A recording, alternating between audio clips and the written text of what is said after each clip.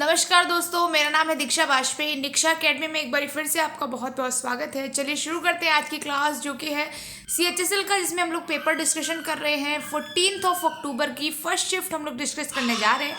आज साल का आखिरी दिन था, तो मैंने सोचा कि एक वीडियो और दे दी जाए आप लोगों को।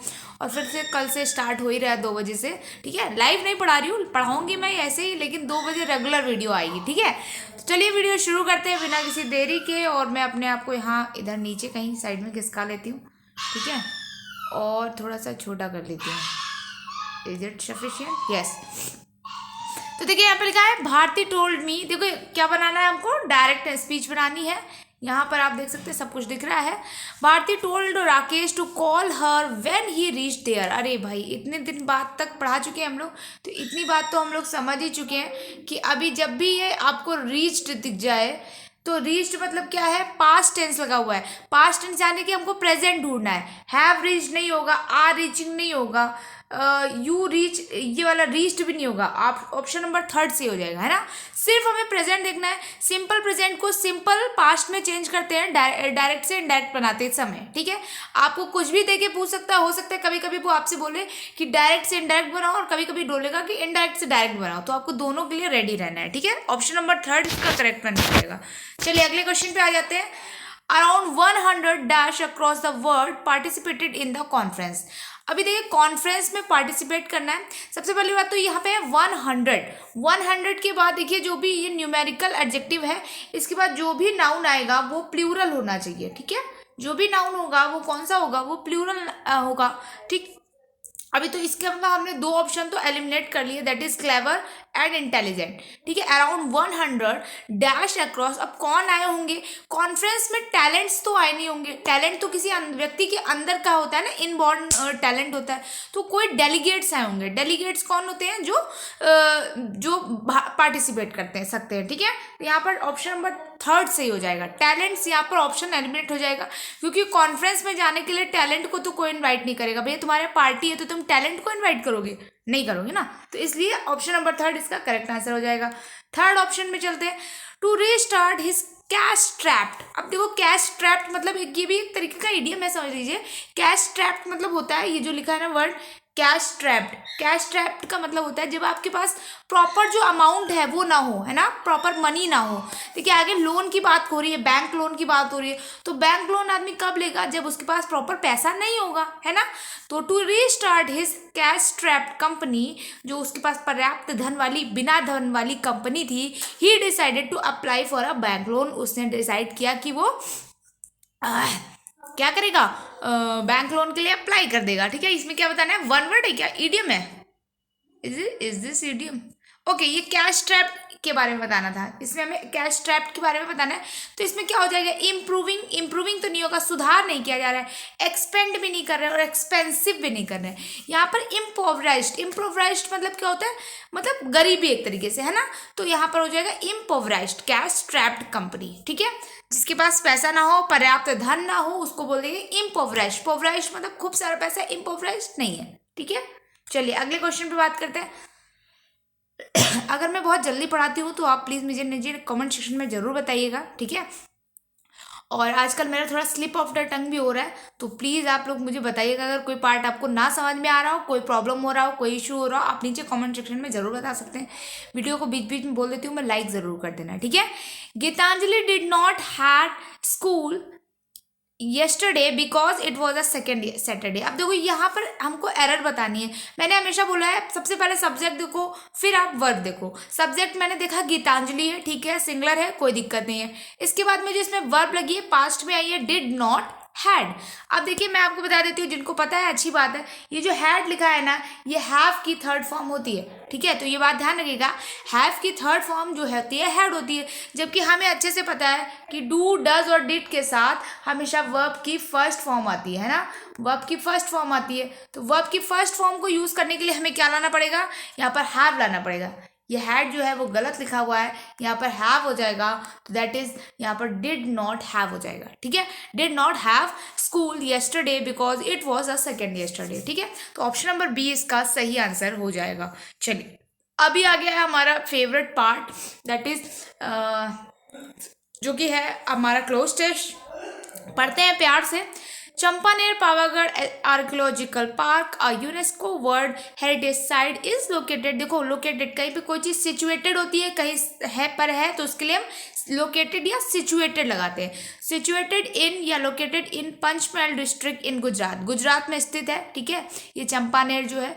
India dash is situated near the historical dash of Champaner a city which was founded by Vanraj, इनके द्वारा बनाई गई थी city. The dash prominent king of the Jhavra dynasty in the 8th century he named it. तो he named it the name of his friend. किसी के नाम पे जब हम कुछ देते हैं ना, तो यहाँ पर मैं एक बात बताती हूँ आपको, जब किसी के नाम पे हम कुछ देते हैं, जैसे मेरे नाम पे कोई दीक्षा नगर रख दिया जाए, है ना, तो हम इसको बोलेंगे इपोनिम, ठीक है, ये इपोनिम है, ठीक है। यानी कि किसी के नाम पर कोई चीज़ नाम दे देना। जैसे कि एक दीक्षा सीरियल आता था, मैं अपने नाम का जर्नी बताती हूँ आपको। एक दीक्षा करके सीरियल आता था मेरे ज़माने में, जब मैं छोटी थी, आई मीन सभी लोग जब छोटे थे, तो ऐसे दीक्षा करके सीरियल आता था डीडी नेशनल पे। उसके नाम पर मेरे घर वालों को बड़ा अच्छा लगता था वो सीरियल, तो उसके नाम पर मेरा नाम रख दिया गया। उसके बाद 50 दीक्षा आ गई, मतलब मार्केट में सिर्फ दीक्षा दीक्षा आ गई, तो वैसे ही है, ठीक है। तो यहाँ पर दो चीज़ें होती, इपोनिम या नेम आफ्टर। किसी के नाम पर कोई चीज़ रखना यानी कि named after, that is named after. तो फोर्थ वाले में हमें पता चल गया कि आफ्टर ही आएगा, ठीक है। चलिए आगे, name of his friend and general Champa also known later as Champaraj. The heritage city is dotted with forts with bastions ranking. Bastions ranking मतलब जब आप किसी महल में रह रहे हैं ना, तो महल की ऐसी जगह जहाँ से आप चारों तरफ देख सके, है ना। मान लो कोई फोर्ट है आपके पास और उसका ऊपर का जो एकदम है ना, चारों तरफ से घिरा है दीवारों से, और ऐसी जगह जहाँ से आप सारा कुछ देख सकते हैं। बेसिकली छज्जा बोल सकते हैं, लेकिन वो महल में ऊंचे तरह से बना होता है, ठीक है। Ranging dash the hills of Pavagadh and extending into the city of Champaner. चलिए पैसेज जो है वो पूरा चंपानेर पर बेस्ड है, और पहले वाले ऑप्शन में हमें देखना है कि विच, दैट या इट या दे क्या लगाना है। तो देखिए यहाँ पर क्या है, India dash is situated near the historical, India sorry dash is situated, है ना। इंडिया, गुजरात इंडिया में लोकेटेड है, डैश इज सिचुएटेड। अब डैश इज सिचुएटेड यानी कि यहाँ पे देखो हमें कुछ इंट्रोडक्शन देना है। इंट्रोडक्टरी किससे स्टार्ट हो सकता है, सेंटेंस क्या विच से स्टार्ट कर सकते हैं, नहीं, विच तो रिलेटिव प्रोनाउन है, दो चीजों को रिलेट करने के लिए बनाया जाता है। जैसे मैं बताऊं कि ये मेरे पास पेन है, तो विच, है ना, पेन को विच करके बता सकते हैं, क्योंकि जिससे रिलेट कर रहा है। दे को यहाँ पे क्यों लाएंगे, क्योंकि यहाँ पर तो किसी चीज की बात हो रही है, किसी भी पर्सन की बात नहीं हो रही है, दैट मीन्स दे नहीं आएगा। और यहाँ पर दैट जो है वो आपका डिमॉन्स्ट्रेटिव प्रोनाउन होता है। डिमॉन्स्ट्रेटिव प्रोनाउन की बात मतलब होता है जो दूर की किसी चीज से रिलेट करना, है ना। अगर मान लीजिए आप किसी ऐसी चीज के बारे में बात कर रहे हैं जिसका पहले से ही पैसेज में वर्णन हो चुका है, लेकिन दूर का, कोई बहुत बड़ा नहीं, तो वहां पर दैट का यूज करते हैं, ठीक है। यहाँ पर हमें एक सिंगुलर सब्जेक्ट चाहिए जो इंट्रोडक्टरी भी हो, तो दैट इज इट हो जाएगा, इट इज सिचुएटेड, ठीक है, इट इज हो जाएगा, बहुत ही बढ़िया है, जगह के लिए आ सकता है, तो इट इज सिचुएटेड, ओके। तो फिफ्थ वाले ऑप्शन में आपका इट आ जाएगा answer, it is situated near the historical dash of Champaner. अब देखिए सेकेंड वाले में क्या आता है, डैश ऑफ चंपानेर, यस इसमें देखिए सिटी, गार्डन, टावर, फोर्ट, क्या लाया जाए, आइए देखते हैं हम लोग सेकेंड वाले पार्ट में क्या लाते हैं। The historical dash of Champaner. अब देखो हिस्टोरिकल क्या हो सकती है, हिस्टोरिकल हम क्या बना सकते हैं, हिस्टोरिकल टावर नहीं, पूरे पैसेज में हमने देखा सिर्फ चंपानेर की बात हो रही है और फोर्ट की बात हो रही है, ठीक है। तो यहाँ पर देखो हिस्टोरिकल फोर्ट की भी हम लोग बात नहीं कर रहे, हिस्टोरिकल गार्डन को भी हमने हटा दिया। अभी आगे देखिए, आगे वो क्या कह रहा है, देखो पैसेज को समझते चलो, जितनी अच्छी अंडरस्टैंडिंग होगी क्लोज टेस्ट कभी भी गलत नहीं हो सकता, ठीक है। अगर एक बार ही समझ नहीं आता आप 2 बार पढ़ो, 3 बार पढ़ो, लेकिन पैसेज को जितना अच्छे से रीड कर सकते हो, थॉरोली रीड करो, उतना ही अच्छा आपको रिस्पॉन्स मिलेगा। यहाँ वो कह रहा है it is situated near the historical dash of Champaner, ठीक है। तो यहाँ पे आप देखो किसकी बात कर रहा है, पावागढ़ आर्कियोलॉजिकल पार्क की बात कर रहा है, ठीक है। तो ये चंपानेर सिटी के जो है वहां पर पास में सिचुएटेड है। Historical city of, historical fort की तो बात ही नहीं कर रहे हैं ना, क्योंकि हम तो किसकी, पावागढ़ आर्कियोलॉजिकल पार्क की बात कर रहे हैं। तो दैट मीन्स यहाँ पर बता रहा है ये जो है dear the historical city of Champaner. Champaner के बारे में क्या कह रहा है वो चंपानेर क्या है, हिस्टोरिकल सिटी है। तो यानी कि फर्स्ट नंबर ऑप्शन आपका इसमें करेक्ट वन हो जाएगा। चलिए अगले क्वेश्चन की तरफ चलते हैं। The next one is a city which was, देखो यहाँ पर आगे अगर आप रिलेट कर पाते तो हिस्टोरिकल सिटी ऑफ चंपानेर और इसके बाद कॉमा लगा करके अ सिटी ऑफ विच, देखो यहाँ पर रिलेशन दे दिया है। आपको पता है जवाहरलाल नेहरू जी ने जब अपनी बुक लिखी थी तो वहाँ पर उन्होंने कम से कम 20 लाइंस के तक जो है कोई भी फुल स्टॉप नहीं दिया था, ऐसे चीज़ों को रिलेट करते चले गए थे कॉमा से, रिलेटिव प्रोनाउन से, क्योंकि उनकी इंग्लिश बहुत ज़्यादा अच्छी थी तो उस वजह से उन्होंने, आप समझ सकते हैं 20 पेजेस तक उन्होंने कोई भी फुल स्टॉप नहीं दिया। तो अपने आप में आप एक सेंटेंस छोटा सा लिखने के बाद तुरंत फुल स्टॉप देते हैं और उन्होंने इतना लंबा एक पैसेज लिखा था, तो आप समझ सकते हैं, ठीक है। तो यहाँ पर आगे देखते हैं the dash prominent king of the Chhawra dynasty. तो देखिए कौन से किंग हो सकते हैं, प्रोमिनेंट किंग है। अब देखिए इसके पहले दा लगा हुआ है, दा लगा हुआ है, मैंने आपको कम से कम 200 बार ये बात बताई होगी कि अगर कहीं पर भी आपको आर्टिकल दा दिख जाए तो आंख मूंद कर आप सुपरलेटिव डिग्री लगा दीजिएगा, ठीक है। मेन मोर कुछ नहीं लगेगा, सिर्फ मोस्ट लगेगा, द मोस्ट प्रोमिनेंट किंग, ठीक है। सुपरलेटिव डिग्री लगा दीजिए, कुछ भी आपको टेंशन लेने की जरूरत नहीं है। थर्ड नंबर ऑप्शन इसका सही हो जाएगा। 7th क्वेश्चन हो चुका है, ही नेम्ड इट आफ्टर। अब देखिए इसमें आफ्टर वाले वही सही हो जाएगा, मैंने बताया जब किसी के नाम पर आप किसी को नाम दे रहे होते हैं तो उसको नेम्ड आफ्टर बोलते हैं। यहाँ पर देखो बताया गया कि किसके नाम पर इसका नाम पड़ा, तो the name of his friend and general Champa, general Champa जो थे उनके नाम पर जो है इसको बाद में चंपा राज बोला जाने लगा, ठीक है। तो इसलिए इसका जो है नाम पड़ा, तो नेम्ड आफ्टर हो जाएगा, ठीक है। अगले और लास्ट पैसेज की तरफ चलते हैं। The heritage site is dotted with forts with bastion ranging dash the hills of Pavagadh and extending into the city of Champaner, ठीक है। तो अब देखो यहाँ पर क्या हो रहा है, किसकी बात कर रहा है, रेंजिंग की, एक हाइट की बात कर रहा है ना। अब देखिए जहां पर भी, यहाँ पर देखिए रेंजिंग क्या हो सकता है, रेंजिंग अबव, ऑलरेडी हाइट की बात कर रहा है, रेंजिंग से अबव अब कितना जाएंगे नहीं होगा, रेंजिंग टू नहीं, रिलेट नहीं करना है, और रेंजिंग अवे दूर नहीं जाना है उससे, रेंजिंग फ्रॉम हो जाएगा, है ना। देखिए रेंजिंग फ्रॉम द हिल्स मतलब हिल्स से जो है उसका रेंज जो है वो कितना था ये दिखाने की कोशिश कर रहा है ना वो, तो रेंजिंग फ्रॉम द हिल्स हो जाएगा। ऑप्शन नंबर ए आपका करेक्ट आंसर हो जाएगा, ठीक है। चलिए नेक्स्ट क्वेश्चन पे चलते हैं।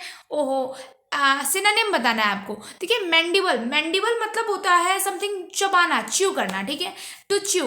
तो यहाँ पर क्या हो जाएगा, ग्लोरी का मतलब क्या चबाना होता है, नहीं, ग्लोरी का मतलब तो चबाना नहीं होता। ह्यूमन का मतलब तो इंसान होता है, ग्लोरी का मतलब बेसिकली प्रेज ही होता है, ठीक है। और प्लेज मतलब प्रशंसा करना। यहाँ पर सिर्फ एक ही चीज है, जॉ का मतलब होता है, जॉ का मतलब भी होता है आपकी जॉ लाइन होती है ना, इसको जॉ लाइन बोलते हैं। तो जॉ लाइन मतलब होता है जहां से आप चबाते हैं तो कोई चीज च्यू करते हैं, ठीक है। च्यू की स्पेलिंग होती है CHEW। ये सारे स्पेलिंग्स याद रखिए, कभी भी कुछ भी काम आ सकता है, जिंदगी बहुत बेहतरीन है, नए नए रंग दिखा सकती है।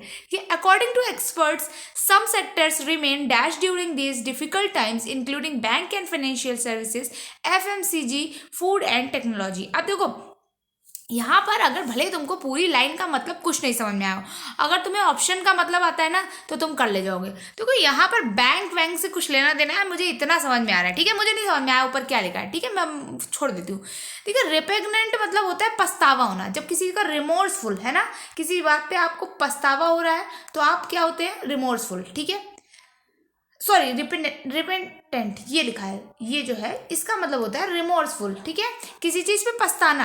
रिपेग्नेंट मतलब आपको कोई चीज अच्छी नहीं लग रही है, ठीक है, आप किसी बात पे गुस्सा है, पग मतलब पग जो है वो बेसिकली गुस्से के लिए यूज किया जाता है। तो रिपेग्नेंट मतलब आप किसी से बदला लेना चाहते हैं, ठीक है, तो वो हो गया रिपेग्नेंट। तो बैंक क्यों किसी से बदला लेना चाहेगी। और रिडेंडेंट भी नहीं होगा, ठीक है। रिडेंडेंट मतलब आपका, तो रिडंडेंट मतलब होता है बेकार का, जिसका कोई यूज नहीं है। तो भैया बैंक का कोई यूज भी नहीं होगा। अभी देख लेते हैं, एक ही वर्ड बचता है रिजिलेंट मतलब होता है बेसिकली आप किसी चीज से उबर पाना, ठीक है। आपको कोई रोग हो गया है, कोई सिकनेस हो गई है, कोई प्रॉब्लम हो गई है, स्ट्रांग होना बेसिकली, ठीक है। तो आप जब बहुत ज्यादा स्ट्रांग है तो उसको बोलते हैं resilient. According to expert some sectors remain resilient during this difficult times. देखिए डिफिकल्ट टाइम्स की बात हो रही है, डिफिकल्ट टाइम से उबरना ही तो होता है ना। आप डिफिकल्ट टाइम से घृणा करेंगे नहीं, आप डिफिकल्ट टाइम पर पछतावा करेंगे नहीं, आप डिफिकल्ट टाइम को बेकार समझेंगे नहीं। तो सिर्फ एक ही वर्ड सही बैठ रहा है, वो है आपका रेजिलिएंट। आगे क्या लिखा है बड़ा बड़ा मुझे नहीं लेना देना, ठीक है, बस यहीं से आंसर आ गया, फर्स्ट आंसर आपका आएगा। इसलिए मैं बोलती हूँ कि वोकैब का स्ट्रांग होना बहुत ज़्यादा ज़रूरी है। आप वोकैब को बहुत ज़्यादा नए वोकैब्स पढ़ने की कोई नीड नहीं है, आप सिर्फ बेसिक जो वोकैब्स है वो पढ़िए, प्रीवियस ईयर वोकैब पढ़िए और छोटा छोटे चीज़ों का अर्थ समझते रहिए। जैसे ये पग लिखा था तो पग से मुझे पता चला था ये कुछ गुस्से से रिलेटेड है, तो इस टाइप की चीज़ें आप पढ़ते रहिए, यही आपके लिए इंपॉर्टेंट है। चलिए नेक्स्ट क्वेश्चन पे आते हैं। नेक्स्ट क्वेश्चन क्या रहा है, ग्रामेटिकली एरर बता दो भाई, तो बता देते हैं इसको। Grammatically error, yesterday I searched in every my cupboard for the T shirt I couldn't find. Very good, बहुत ही अच्छी बात है, इन्होंने टी शर्ट फाइंड करी। लेकिन भाई आप अच्छा एक बात बताओ, जब आपकी अलमारी होती है, अलमीरा आपकी रहती है या आपका कबर्ड रहता है, तो आप उसको कैसे प्रोनाउंस करते हो, कैसे करते हो, तो कैसे कहते हो आप कि भैया माई कबर्ड है ना, ऐसे बोलते हो। लेकिन एवरी माई कबर्ड बोलते हो क्या, माई एवरी कबर्ड, मेरी हर या मेरी प्रत्येक अलमारी में मैंने देख लिया लेकिन मुझे कोई भी टी शर्ट नहीं मिली, ऐसे तो बोलते हो ना। मम्मी से जब घर में बहस हो जाती है तो कैसे बोलते हो कि मैंने अपनी सारी अलमारियों में देख लिया, मेरी अलमारी में तो कहीं नहीं है, ऐसा तो नहीं बोलते सारी मेरी अलमारियों में मैंने देख लिया, नहीं। आप यहाँ पे ये बताने की कोशिश करो, अगर यहाँ पर माई नहीं भी होता, मैं अपनी नहीं अलमारी बता रही होती, मैं केवल ये बता रही हूँ कि मैंने अलमारी में देख लिया है, मैंने हर अलमारी में देख लिया है, तो एवरी कबर्ड बोलते हैं ना। माई को अगर यहाँ से रिप्लेस कर दो, माई की कोई नीड नहीं है, तो एवरी कबर्ड, यानी कि एवरी और कबर्ड इन दोनों का साथ साथ होना बड़ा अनिवार्य है। ये दोनों अगर साथ साथ नहीं होंगे तो इन लोगों में हो जाएगी लड़ाई, तो भैया इन लोगों को साथ साथ कर दो, एवरी को यहाँ ले आओ और माई को यहाँ ले आओ, यानी कि माई एवरी कबर्ड, यानी कि प्रॉब्लम किसमें, फर्स्ट वाले पार्ट में है, फर्स्ट वाले पार्ट में एरर है, ठीक है। चलिए नेक्स्ट क्वेश्चन की बात करते हैं। ऑरा, ऑरा मतलब जानते हो क्या होता है, मैं अगर भगवान होती तो मेरे पीछे जो तेज चमक रहा होता है ना, उसको बोलते हैं ऑरा। बेसिकली आप समझ रहे हैं ना, जब कोई भगवान प्रकट होते हैं ना, आपने देखा होगा रामायण महाभारत इन सारे उस सीरियल्स में, जब भी भगवान विष्णु या भगवान कोई भी बड़े भगवान प्रकट होते थे, शंकर जी को छोड़ के, एक्सेप्ट दी शंकर जी, तो पीछे उनके बहुत बड़ा सा ऐसे तेज टाइप का इकट्ठा हो जाता था, जैसे लगता था सारी रोशनी इन्हीं से आ रही है ना, तो उसी का बोलते हैं ऑरा, चमक एक तरह की, ठीक है। तो यहाँ पर देखिए नॉइस, नॉइस मतलब तो होता है शोर, ठीक है। कलर मतलब कलर, श्रीक मतलब भी चीखना होता है, ठीक है। स्क्रैच, हेलो, हेलो मतलब क्या होता है, हेलो मतलब भी वही होता है जो सन के, हम लोगों ने बचपन में एक सन बनाते थे ना, सूरज सभी ने बनाया होगा, ऐसे ऐसे वाला सूरज, ठीक है। किसने ये वाला सूरज बनाया, तो भैया ये जो सन, ये तो गोल गोल वाला पार्ट है, ये तो सन है, लेकिन ये जो हम लाइंस बनाते थे ना, ये हेलो है। किसी सन की या मून की जब भी आप चमक दिखाने की कोशिश करते हो ना, उसको हम हेलो बोलते हैं, ठीक है। तो चलिए सेकंड पार्ट इसका राइट आंसर हो जाएगा, ऑरा का सिनोनिम हो जाएगा हेलो। अच्छा नेक्स्ट क्वेश्चन कह रहा है, a person who is blamed for something that someone else has done, ऐसा कुछ जो कोई दूसरे व्यक्ति ने किया हो और आप मुझ पर या किसी पर भी उसका ब्लेम लगा दो, बेसिकली, ठीक है।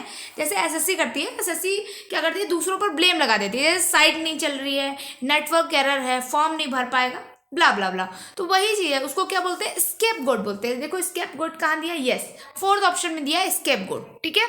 स्केप गोट हो जाएगा फोर्थ ऑप्शन इसका, किसी दूसरे पर इसको हिंदी में बोलते हैं बलि का बकरा, है ना, तो बलि का बकरा बनाते हैं ना। अपोनेंट, अपोनेंट आपको पता ही है, जो विरोधी होता है, प्रतिद्वंदी होता है, प्रतिद्वंदी नहीं, माफ कीजिएगा, आप बोल सकते हैं कि दूसरी पार्टी का, ठीक है। कॉम्पिटिटर होता है प्रतिद्वंदी, ठीक है। कॉम्पिटिटर मतलब जो हमारे साथ में कंपटीशन कर रहा हो, ठीक है। जैसे कि आपके एसएससी एग्जाम्स में जो भी आपके भाई बहन या जो भी आपके दोस्त यार सब आपके कॉम्पिटिटर है। इनेमी, इनेमी आपको पता है शत्रु, तो इसका फोर्थ ऑप्शन करेक्ट हो जाएगा। 15 क्वेश्चन पे आते हैं, act of giving up the throne, throne यानी कि ताज को आप नीचे जब रख देते हैं तो उसको बोलते हैं act of giving up throne, तो उसको क्या बोलते हैं। अब देखो यहाँ पर जितने ऑप्शन दिए, अबेंडनमेंट दिया हुआ है, रिनाउंसिएशन दिया हुआ है, रेजिग्नेशन दिया, एब्डिकेशन दिया हुआ है, सबका मतलब बेसिकली त्यागना ही है, ठीक है। कुछ ना कुछ ये लोग गिविंग अप कर ही रहे हैं, गिव अप कर ही रहे हैं, लेकिन क्या गिव अप कर रहे हैं आओ देख लेते हैं भैया।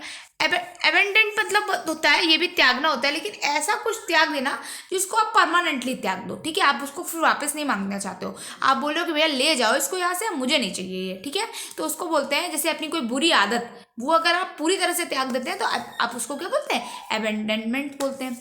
रिनाउंसिएशन, रिनाउंसिएशन मतलब रिलीजियस वे में कुछ त्याग देना, ठीक है। जैसे आप बोलते हैं ना कि भगवान के लिए जब हम कुछ त्याग देते हैं, या जो नन्स वगैरह होते हैं, मॉन्क्स वगैरह होते हैं, ये सब कुछ त्यागते हैं, है ना, तो ये रिलीजियस वे में कुछ त्यागते हैं तो उसको बोलते हैं रिनाउंसिएशन। रेजिग्नेशन हम सब जानते हैं, जब जॉब पे आप हैं और उसको कुछ जॉब लेटर को जो है आप रिजाइन कर दें तो उसको बोलते हैं रेजिग्नेशन, ठीक है, थर्ड वाला ऑप्शन।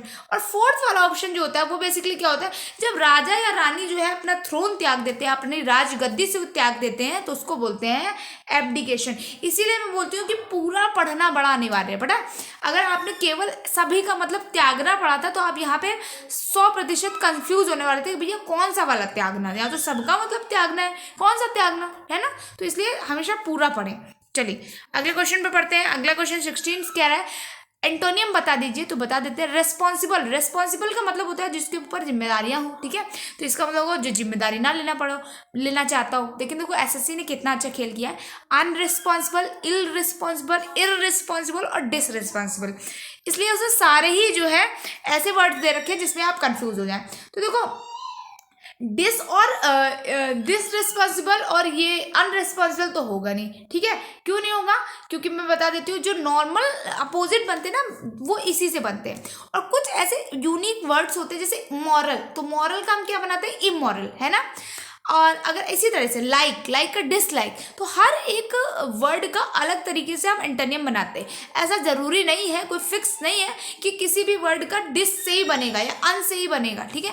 तो यहाँ पर इसका राइट आंसर हो जाएगा इररेस्पॉन्सिबल। किसी गैर जिम्मेदार व्यक्ति को इररिस्पॉन्सिबल कहा जाता है, ठीक है। रेस्पॉन्सिबल का अपोजिट इररिस्पॉन्सिबल, याद रखिएगा, हमेशा याद रहेगा आपको, ठीक है। चलिए अगले क्वेश्चन की तरफ बढ़ते हैं। 17th क्वेश्चन हमसे कह रहा है आप बता दीजिए हमें जंबल सेंटेंसेस। तो देखो अकॉर्डिंग टू ईपीआर लिखा है, लेकिन ईपीआर को बी वाले सेंटेंस में बताया गया है कि ये क्या है, ठीक है, जस्टिफाई किया गया है। तो यानी कि बी से ही सेंटेंस स्टार्ट होगा। बी से केवल एक ऑप्शन दिया हुआ है, बी से आंख मूंदो और लगा दो, देख लो और किसी से स्टार्ट हो सकता है। द प्रोड्यूसर्स, द प्रोड्यूसर्स से कैसे स्टार्ट कर दोगे, द प्रोड्यूसर्स का यानी कि ये अपने आप में एक एडजेक्टिव हो गया, यानी कि इसका पहले आपने जिक्र किया होगा, ठीक है। तो बी सी से ऑप्शन से होगा नहीं, ए से मैंने बता दिया होगा नहीं, और डी में दे लगा है तो ऑप्शन नंबर ए ही होगा। देखिए ये जो आवाज़ आ रही है इसको प्लीज़ इग्नोर कीजिएगा, मैं कई वीडियोस में बता चुकी हूँ, ये मेरा छोटा सा पपी है, जब मैं वीडियो बनाती हूँ तो उसको चिल्लाना होता है, ठीक है, तो प्लीज़ इस आवाज़ को इग्नोर मार दीजिएगा, ठीक है। 18th क्वेश्चन में आते हैं। 18th क्वेश्चन में देखो देन ही, ए से ऑप्शन स्टार्ट नहीं होगा, नेक्स्ट में सी से भी ऑप्शन स्टार्ट नहीं होगा, ठीक है, बी से हो सकता है हो जाए, और ड्यूरिंग द विंटर इससे भी स्टार्ट नहीं होगा। देखते हैं बी से कितने ऑप्शन है, तो भैया बी से 2 ऑप्शन है, बी डी या सी बी सी। तो आइए बात कर लेते हैं, बी डी से शुरू होगा। A grey hare lived in the woods near a village. Hare मालूम है किसको बोलते हैं, HARE, जो रैबिट होता है ना उसको बोलते हैं, ठीक है। अब उसके बाद में उसने क्या किया, then he would prick up the other. देखो प्रिक अप द अदर की बात कर रहा है, यानी कि पहले उसने किसी चीज को प्रिक किया होगा ना तब तो अदर को करेगा, है ना। तो during the winter he would prick up one, तो को पहले वन को करेगा फिर अदर को करेगा, तो पहले डी आएगा फिर सी आएगा। देखिए B D C, B D C आया हुआ है, ऑप्शन नंबर 3 हो जाएगा। तो को बात समझ में आई ना, डी में दिया हुआ था ही वुड प्रिक अप, और सी में दिया हुआ था prick up other. Prick up मतलब देखो कान को वो लोग खड़े कर लेते हैं ना इस टाइप से, जहां से साउंड आ रही होती है, साउंड को लेने के लिए वो अपने कान ऐसे खड़े कर लेते हैं ना, जिस तरफ से साउंड आ रहा होता है उसी तरफ को, तो उसको बोलते हैं प्रिक अप, ठीक है। तो प्रिक अप द अदर दूसरे को तब करोगे ना जब पहले वाले को करोगे, तो वही बात है। तो इसलिए option number D sorry 3rd सही हो जाएगा, ठीक है, 3rd वाला ऑप्शन आपका करेक्ट हो जाएगा। चलिए 19th पे आते हैं।